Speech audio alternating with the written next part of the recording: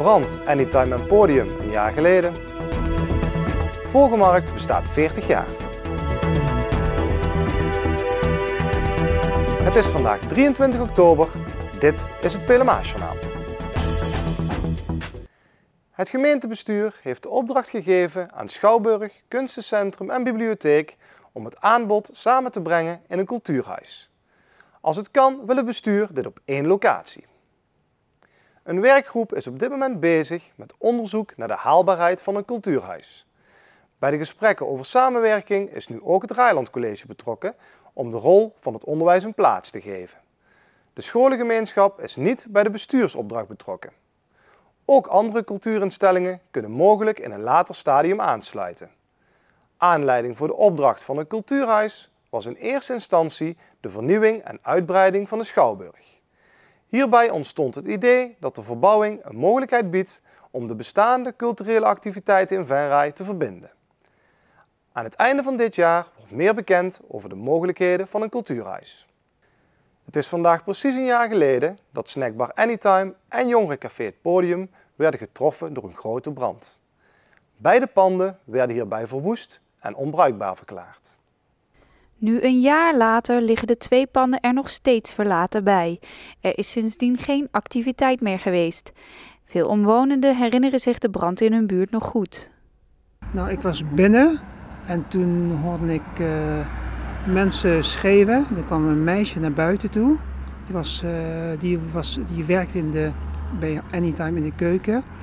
En toen zag ik ineens een grote rookwolk. Nou, ik kwam zaterdagavond laat thuis en toen stond ik 's morgens op, zondagsmorgens. Ik denk van, dan ga ik een friet halen. Dus ik kom buiten, ik zie al die slangen liggen. Ik had eigenlijk nog niks in de gaten, dus ik kijk om me heen. Dan zit iemand, het is af. Kijk zo, god dat je friet kwam. Nou, dan hoef ik geen friet gaan te halen, nee. En ik kwam terug van mijn vrijwilligerswerk rond 11:15 zondagsmorgens. En toen stond hier de hele Henseniusstraat vol. Allerlei brandweerwagens, politiewagens, ziekenwagens zelfs, kan ik me nog herinneren. En dat het hele ding in lichterlaaien stond. De omwonenden kijken al die tijd tegen de verpauperde panden aan. Zij vinden het dan ook zonde dat er binnen een jaar nog steeds niets is gebeurd met de uitgebrande gebouwen. Nou, dat vind ik triest eigenlijk. Een andere naam heb ik er niet voor. Ik vind na een jaar en je loopt er nog eens langs en zo. Nou, het is nog net dat je hier hard op de straat ziet lopen, maar ik vind het verschrikkelijk. Ja, niet goed natuurlijk. Ik bedoel, er is wel eens een keer gezegd van dat het verkocht zou worden of net ga wat, maar daar heb je ook niks meer van gehoord of gezien. Dus wat er precies gaat gebeuren, ik weet het niet hoor. Maar wat gaat er dan daadwerkelijk gebeuren? Dat is de vraag voor veel mensen. Cafetaria Anytime is van een particuliere eigenaar. Jongerencentrum Het Podium is eigendom van de gemeente. Echter eind april besloot de gemeente Venray het voormalige jongerencentrum te verkopen. De gesprekken met potentiële kopers zijn op dit moment in volle gang. Wij zijn vooral in gesprek met een aantal bieders die een bod CQ, een plan hebben ingediend voor de locatie waar het podium staat. En Anytime is op zich ook doende om op een liefst zo kort mogelijke termijn zijn bedrijfsactiviteiten weer te hervatten op die plaats. Op de plek van de snackbar wil de eigenaar dus opnieuw een cafetaria openen. Het pand van het podium krijgt echter een nieuwe bestemming. Eerst had het pand de bestemming horeca, maar het college besloot in april dat het gebouw een ander doeleind moest gaan dienen.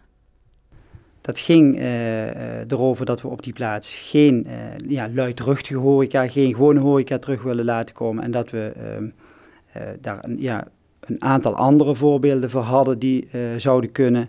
Eentje is woningbouw, grondgebonden woningbouw of huurwoningen.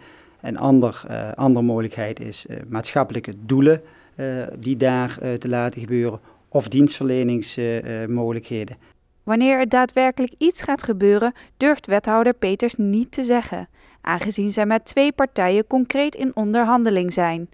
De gemeente wil echter wel zo snel mogelijk, hopelijk in de loop van dit jaar nog, meer duidelijkheid kunnen bieden.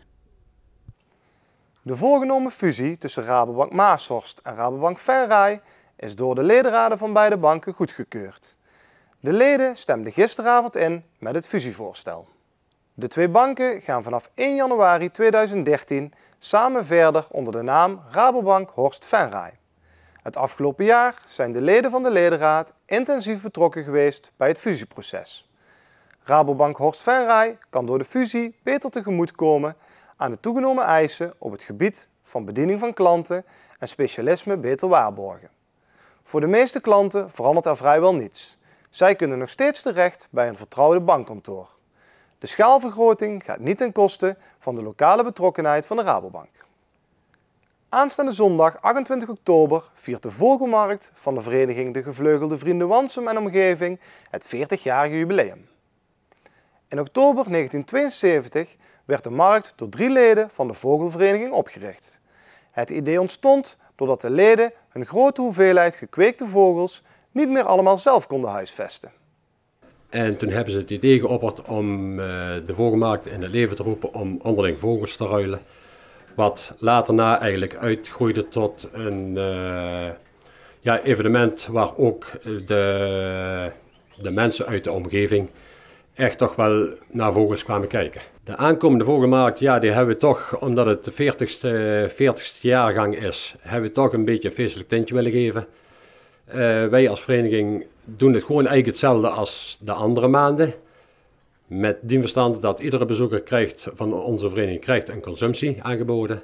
Omdat het toch altijd, of normaal gesproken, eigenlijk toch wel de vaste gasten zijn. En dan is er nog een tweede ding, daar mag ik eigenlijk niet zo heel veel over zeggen, maar ik wil het toch wel doen. We hebben 2 sponsoren bereid gevonden om de marktcommissie in een nieuw tenue te laten steken. De Vogelmarkt heeft enkele moeilijke jaren gekend nadat er steeds meer soortgelijke markten werden georganiseerd. Toch is de markt van de Gevleugelde Vrienden weer tot bloei gekomen en bezoeken vogelliefhebbers uit de verre omgeving jaarlijks het evenement. Aanstaande zondag vindt de 40ste Vogelmarkt plaats in het Brugeind in Meerlo. Dan het weer voor morgen. Er kunnen enkele mistbanken ontstaan. Na het oplossen van deze mist zijn er flinke zonnige perioden met enkele wolkenvelden. Het blijft de hele dag droog. De temperatuur loopt tijdens opklaringen op tot 18 graden. Donderdag is er veel bewolking met kans op enkele regenbuien. Tot zover dit Pelemaasjournaal. Tips kunt u mailen naar de redactie. Deze uitzending wordt herhaald tot en met woensdag 12 uur 's middags. Donderdagavond om 7 uur is de eerstvolgende nieuwe uitzending. Ik wens u nog een hele fijne avond.